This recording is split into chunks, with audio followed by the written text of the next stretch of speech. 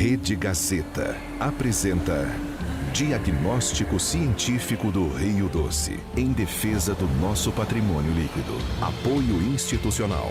Fibria. Manabi. Prefeitura Municipal de Linhares. Diagnóstico Científico do Rio Doce. A ameaça, a esperança, a seca histórica, as pesquisas. Atravessamos um dos rios mais importantes do estado. Barcos, cientistas, pesquisadores, biólogos e a nossa equipe nas águas do Rio Doce. Antes de colocarmos os barcos na água, fomos à cidade mineira de Governador Valadares, onde encontramos Dona Sônia. Há 35 anos, quando ela se mudou para cá, dava para tomar banho nessas águas. O rio era mais cheio, era mais limpo. Era aqui, tudo era pedra. Tudo aqui era pedra, aquelas pedras que minavam a água, aquelas águas assim que brotavam de nascente. Era muito bonito. Governador Valadares é a maior cidade de Minas Gerais localizada às margens do Rio Doce. E ela serve muito bem para ilustrar o principal problema da bacia hidrográfica. Todo o esgoto produzido pelos quase 277 mil habitantes vai parar direto dentro do rio. E o esgoto que jorra por várias manilhas soma-se ao lixo espalhado pela calha. Para acabar com isso, em Minas Gerais foi aprovada uma lei para cobrar pelo uso da água. Quem capta ou desvia o curso do rio ou lança esgoto tem que pagar. Até hoje foram arrecadados 20 milhões de reais, que devem ser usados para projetos de preservação. É pouco, diz o diretor da agência responsável pela cobrança. O quadro de degradação ele vem de muitos anos, né? Desde o descobrimento do Brasil. Quer dizer, você reverter um processo de degradação é lento, é caro. Quando você paga, você controla o uso, você não tem um desperdício. E, por outro lado, também esse recurso ele volta para a bacia para investimento nos programas de melhoria da qualidade e da quantidade de água. Segundo o Valori, a construção desordenada de estradas vicinais também contribuiu para o assoreamento do Rio Doce. A gente tem estudos aí, pesquisas que apontam que cerca de até 70% das origens do sedimento que causam assoreamento no rio vem de estradas de terra, né? Mal cuidadas, mal conservadas. E é essa água que chega ao Espírito Santo. Cientes de que os dois estados compartilham do mesmo problema, o diagnóstico encontrado no Espírito Santo poderá ser usado como um parâmetro para a preservação do rio também em Minas Gerais. Nós estamos exatamente na divisa de Minas Gerais com o Espírito Santo. E os barcos já estão na água porque aqui, de fato, a nossa expedição começa. Daqui até o Mar de Regência, a Foz do Rio Doce, são 160 quilômetros de viagem. Então vamos embora. E os trabalhos da pesquisa começam já próximo à barragem da usina hidrelétrica de Aimorés. Esse aparelho aí, acoplado a uma prancha, que parece uma prancha de bodyboard, mede a vazão da água. É a quantidade de água que está passando por aquele trecho do rio. Esse trecho aqui já teve 10 vezes mais água do que tem hoje por causa dessa hidrelétrica que foi implantada. Já esse outro mede a qualidade da água. Nessa área que fizemos as primeiras análises, a gente não tem sentido muita interferência ainda não na qualidade da água, né? Mas a gente já tem uma predisposição que daqui para baixo a situação realmente já está um pouco mais complicada. De Aimorés, seguimos até a usina hidrelétrica de Mascarenhas, em Baixo Guandu. Até agora, a nossa navegação foi bem tranquila. Nós encontramos um rio doce assim, bastante largo. Mas nós chegamos até a usina hidrelétrica de Mascarenhas e daqui a gente consegue ver de perto os efeitos dessa que é uma das piores secas dos últimos anos. E daqui adiante, os nossos barcos terão muita dificuldade. O dia amanhece no pacato distrito de Itapina, em Colatina, onde o silêncio só é interrompido pelo barulho do trem.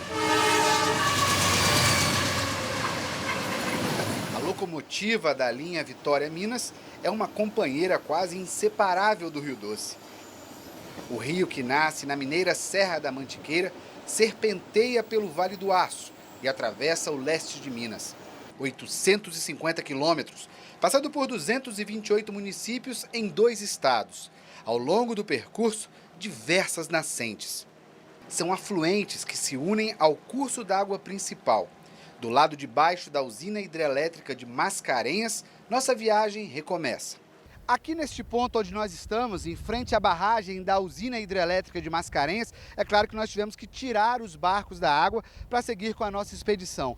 Mas aqui dá para a gente ter uma ideia exata do tamanho da seca e da quantidade de areia que a chuva de dezembro trouxe para dentro do Rio Doce. Antes da enchente, todas essas pedras aqui costumavam ficar debaixo d'água e esse areial enorme que nós estamos vendo não existia. Olhando de dentro do rio para o lado de fora é fácil entender. Por causa do desmatamento, não há mata nas margens. Com o caminho livre, toda a terra trazida pela chuva vai direto para o leito do Rio Doce. A quantidade de areia na calha do rio, essa falta de água, nada mais é que o reflexo do mau uso do solo em toda a bacia do Rio Doce. Seu Siri é o balseiro de Itapina. Com a seca, a balsa que todos os dias atravessa as pessoas do distrito até a estrada do outro lado da margem está parada. 3 anos para trás sempre foi mais cheio o rio e o povo antigo fala que sempre teve muito mais água, né? Hoje tem bem menos. Pedra que eu nunca vi, esse ano eu vi já no meio do rio. Deixamos seu Siri com a balsa e seguimos viagem, levando no barco a mesma esperança desse homem simples, de encontrar um pouco mais de vida rio abaixo. No pasto amarelado, um gado cada vez mais magro. Sem chuva, o capim não cresce e o gado não come. O produtor tem que rezar porque daqui 30 dias não vai ter água para fazer irrigação mais, né? E vai complicar para a gente, né? E o gado, como é que vai ficar? O gado, com certeza, a gente vai perder mais de uns 70%, né? Perto dali chegamos à Ilha do Luiz. Na casa não tem luz elétrica e toda a energia vem desse gerador.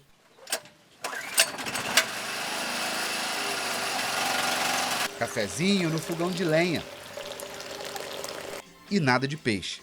Agora é com a venda das redes que o pescador coloca a comida dentro de casa. O que nós vimos, o que eu via 50 anos atrás, não vejo mais hoje.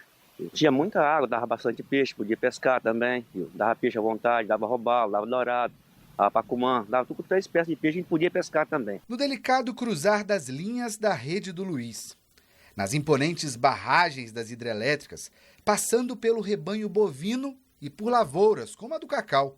A economia do norte e noroeste do estado passa pelo Rio Doce.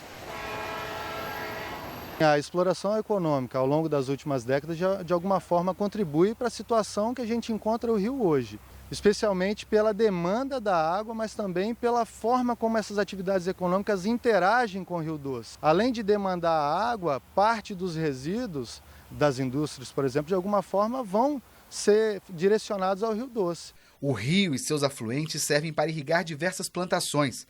É o caso do Santa Maria, que nasce na Serra do Gelo, em Santa Teresa. Mas quando chega ao Rio Doce, mais parece um córrego, em meio aos entulhos e ao assoreamento.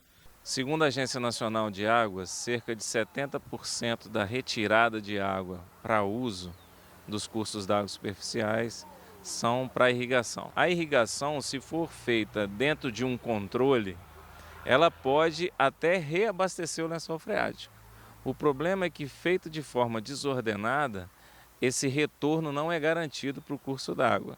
E ao chegarmos ao centro de Colatina, onde o Rio Doce divide a cidade em 2 partes, não teve jeito. Tem que descer do barco e empurrar. Olha só, olha a situação aqui, tá ficando mais raso ainda. É a mesma cidade, é o mesmo rio, separados no tempo por 10 meses e pela pior seca dos últimos 70 anos. Uma água escura, sem vida e com um cheiro quase insuportável. O que hoje parece esgoto puro já foi um córrego, um afluente do Rio Doce, o córrego São Silvano. Aqui é despejado sem nenhum tratamento todo o esgoto produzido no bairro São Silvano, o maior de Colatina. A coleta feita durante a expedição científica mostra que numa escala de 0 a 9, onde 9 é o número máximo no nível de oxigênio na água, o córrego São Silvano foi o único que ficou no 0. Nenhum ser vivo que necessita de oxigênio poderia habitar aqui. O tratamento de esgoto é básico, né? A gente tem a legislação que fala que quem realmente capta a água do rio tem que devolver ela tratada dentro dos parâmetros estabelecidos por legislações brasileiras, né? Então, tratar e tratar com qualidade é a forma de captar e captar com qualidade. Por toda a parte é possível ver esgoto sendo lançado sem nenhum tratamento dentro do rio. Olha só a cor da água que sai de um frigorífico. O esgoto volta para o mesmo rio de onde a água é captada para abastecer a cidade, formando assim um ciclo onde os recursos hídricos são sugados por bombas como essa aí. Em vários pontos do Rio Doce, que passa aqui dentro de Colatina, é possível andar assim, pelo meio do rio, sem nem molhar os pés de tantos bancos de areia. E a captação de água vai ficar cada vez mais difícil. Afinal, toda a água utilizada pelos quase 105 mil habitantes da cidade não vem de nenhum afluente. Ela é retirada direto de dentro do Rio Doce. E se continuar, a dificuldade vai aumentar cada vez mais. Então seguimos viagem e mais uma vez fomos surpreendidos pelos bancos de areia. Todo mundo tem que sair do barco e andar pelo meio do rio. O que significa para você o Rio Doce, João? Vida. Vida, muita abundância. Mas essa vida está acabando, tá? Tá. Se não tomar conta, acaba. Depois de quase uma semana de viagem, 100 quilômetros percorridos desde a divisa de Minas com o Espírito Santo, nosso destino final é Regência, em Linhares. O visual urbano de Colatina ficou para trás. Em meio à vegetação, as sapucaias rosas se destacam. São resquícios do que sobrou da Mata Atlântica. Menos de 10% do que já cobriu o Espírito Santo. A floresta divide a paisagem com as lavouras de cacau. E a gente já catalogou mais de 3.000 espécies de plantas para a bacia do Rio Doce. Muitas dessas plantas são ameaçadas de extinção e outras só existem nessa região. Também já foi mais fácil ver bichos às margens do rio. Se nada for feito de imediato, eu falo assim, recuperação de nascentes, plantio de espécies de árvores ao entorno das áreas de preservação, é um prognóstico meio preocupante. E na chegada a Linhares, mais uma parada para a medição da qualidade da água. Este é o Rio São José, também conhecido como Rio Pequeno. Ele é um dos afluentes do Rio Doce e a principal fonte de abastecimento da cidade de Linhares. E apesar de a maior parte das pessoas daqui de Linhares beberem deste rio, é possível ver vários canos de esgoto saindo das casas e caindo direto na água. Quanto pior estiver a água do rio, mais cara fica a água para a população. Então é importante cuidar, porque a população vai sentir o reflexo da qualidade da água. Seguimos viagem, sempre acompanhados de perto pelos bombeiros e pela polícia ambiental. Em um acampamento, os policiais encontraram 2 pescadores, com peixes que eram pequenos demais e não poderiam ser pescados. Os 2 foram encaminhados para a delegacia. Durante o dia, podemos ver várias armadilhas de madeira, conhecida como jequi. E esse tipo de armadilha é para pegar o quê? Esse tipo de armadilha é feito para pegar camarão e lagosta, como eles dizem aqui, né, que é chamado pitu. E é proibido? Proibido. Então vamos ver se tem alguma coisa aí dentro? Olha, duas lagostas do Rio Doce. Esse animal está em lista de extinção. E no último trecho da viagem, mais alguns pontos de encalhe e os barcos são recebidos na foz do Rio Doce, no mar de Regência, em Linhares, ao som dos tambores de Congo. Uma mistura de cansaço e emoção nos rostos queimados pelo sol. Sentimento de dever cumprido. Muito obrigado, meu Deus. Sensacional. Foi uma experiência de vida única para todos nós. A gente viu que há muito o que ser feito. Mas que o Rio Doce é lindo demais, cara. É lindo demais. Dá para salvar? Dá. Se todo mundo se juntar, dá sim. Vale a pena a gente se esforçar. É muito bom, muito bom.